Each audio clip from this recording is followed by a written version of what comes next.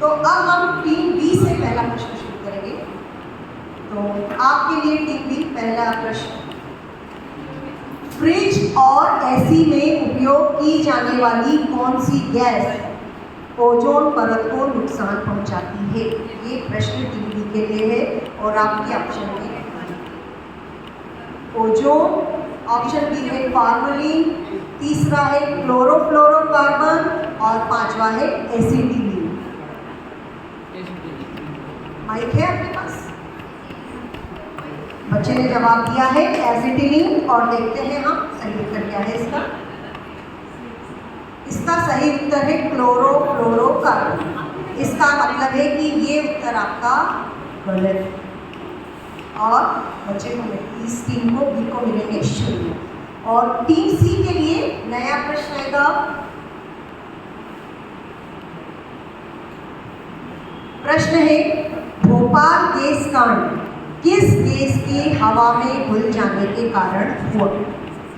Bhopal gas कांड जो हुआ था किस गैस की हवा में घुल जाने के कारण हुआ? ऑप्शन देखेंगे, मिथाइल आइसोसाइनाइड और दूसरा है मिथाइल साइनाइड, तीसरा ऑप्शन है इथाइल आइसोसाइनाइड और चौथा कुछ कहा नहीं जा सकता। या आप इसको ये भी मान सकते हैं कि इन तीनों में से कोई उत्तर सही नहीं है, तो फिर आप चौथा बताएंगे। तो आपके सामने 4 ऑप्शन है, आप देख लीजिए इन 4 में से आपका जवाब क्या है और सही उत्तर पर दी सकते।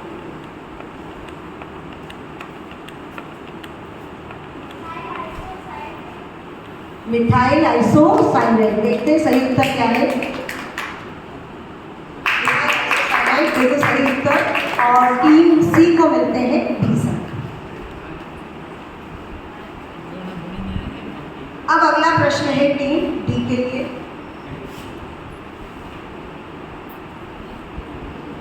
किस गैस के कारण ग्रीन हाउस प्रभाव होता है? किस गैस के कारण ग्रीन हाउस प्रभाव होता है? देखेंगे ऑप्शन, H2S, दूसरा है N2 और ठीक है वो 3-4 लिखाया नहीं है, पर तीसरा ऑप्शन है CO2 और चौथा है CO।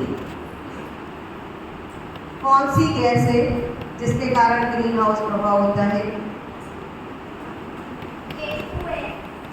H2S। और अब हम देखते हैं इसका सही उत्तर क्या है।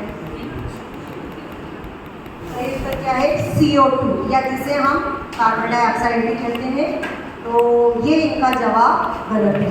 टीम डी को मिलते हैं 0। अब प्रश्न टीम ई के लिए, टीम ई तैयार? प्रमुख वायु प्रदूषक गैस कौन सी है? आप लोग थोड़ा सा विचार करके भी उत्तर दे सकते हैं क्योंकि 1 मिनट का टाइम रहता है आप लोगों के पास। प्रमुख वायु प्रदूषक गैस कौन सी है? ऑप्शन है H2S, N2 या CO2 और लास्ट ऑप्शन है CO। इनमें से आपको बताना है कि कौन सी गैस वायु प्रदूषक है। वायु प्रदूषक गैस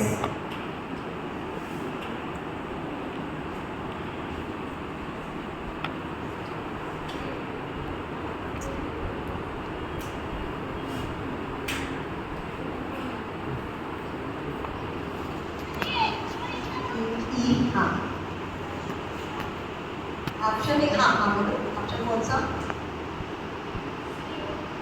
CO। देखते हैं उत्तर, सही उत्तर क्या है। बहुत बढ़िया, सही जवाब। टीम ई को भी मिलते हैं 20 अंक।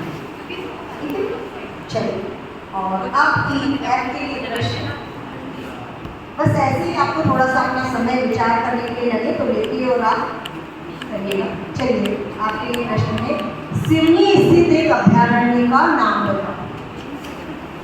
सिवनी में जो अभ्यारण्य है उसका आपको नाम बताना है। ऑप्शन भी आ जाए, पेंच अभ्यारण्य, कान्हा या चंबल और चौथा ऑप्शन है घाटी गांव। आप देखिए 4 ऑप्शन में से कौन सा आपको लग रहा है? कान्हा या पेंच, 2 में तो एक। पेंच। पेज। देखते हैं सही उत्तर क्या है कंप्यूटर जी। पेज बिल्कुल सही। बहुत बढ़िया। तो इसके साथ हमारा दूसरा राउंड समाप्त हुआ। टीम एक का बचा हुआ है। हाँ।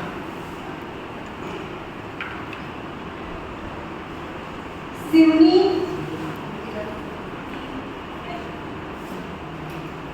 सिवनी किसकी कहानी से दुनिया के बच्चों तक पहुंचे? ऑप्शन भी दिए हैं, शेर सिंह, मानसी, मोगली या फिर पंचमी। टीम ए के लिए प्रश्न है ये।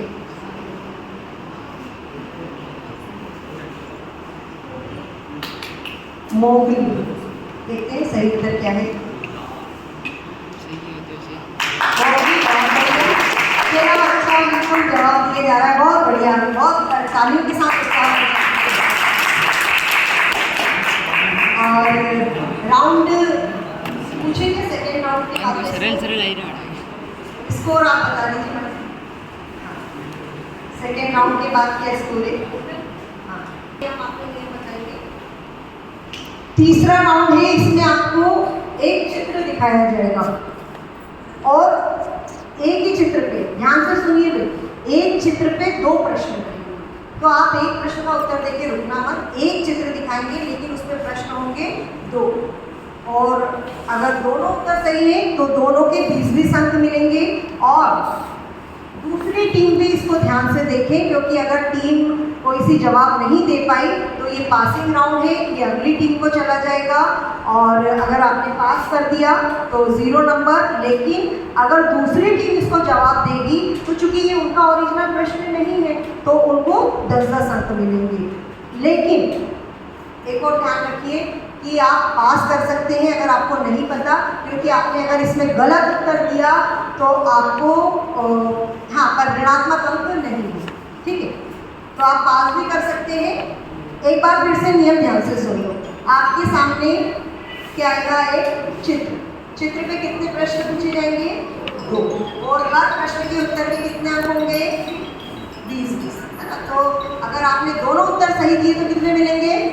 40 अंक मिलेंगे। बिल्कुल आप समझ गए। और अगर पास हो गया क्वेश्चन और दूसरी टीम ने उसका जवाब दिया तो फिर उसको 10-10 मिलेंगे, पूरे 20-20 नहीं मिलेंगे, क्योंकि उसका अपने लिए भी प्रश्न होगा। हाँ, ये टीम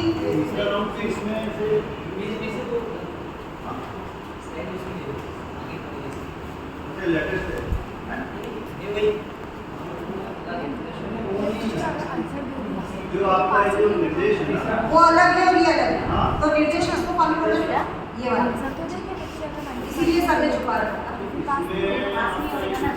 20 एक, हाँ, ये सही उत्तर पर 20, फिर एक और सही उत्तर पे 20, आगे बढ़ाया तो 10, और प्रत्येक गलत मतलब अगर आपने एक प्रश्न का उत्तर गलत दिया तो -5, और एक और का गलत दे दिया तो वो भी -5, ठीक है। अच्छा, बच्चा एक ही चित्र पे कोई एक प्रश्न का उत्तर दे सकता है क्या? नहीं, मतलब अगर वो एक चीज बताना चाहे तो, और एक को पास कर सकता है। नहीं, सेकंड ही पास होगा। अगर वो पूरा ही प्रश्न, यानी अगर प्रश्न एक चित्र पे 2 है तो अगर दोनों ही पास होंगे तो ठीक है, और नहीं तो केवल एक पास होगा, ठीक है। चलो, माइनस मार्किंग कितनी होगी? माइनस मार्किंग आप बताओ। एक प्रश्न पे 5, अगर 2 उत्तर गलत हो गए तो -10। समझ में आ गया बच्चों?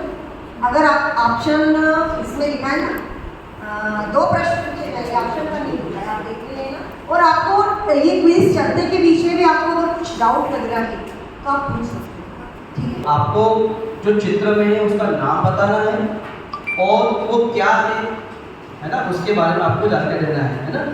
वो अगर पेड़ हो सकता है, जानवर हो सकता है, पक्षी हो सकता है, कुछ हो सकता है, उसके बारे में आपको बताना है ना। चलिए तो शुरू करें। तैयार हैं आप?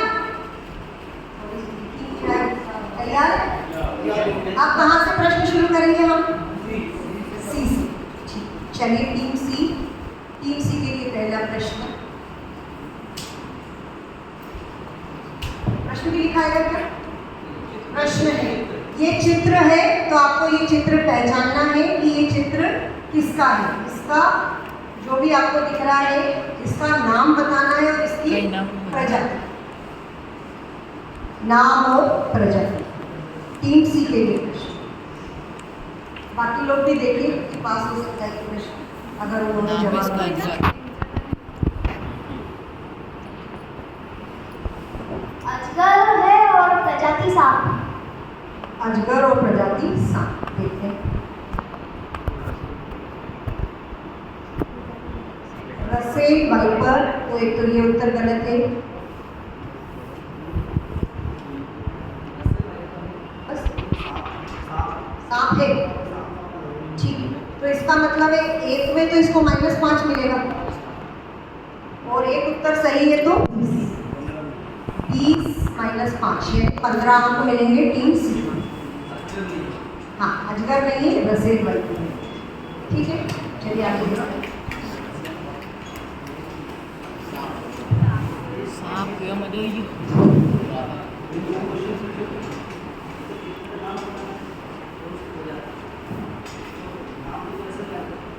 ये गलत है।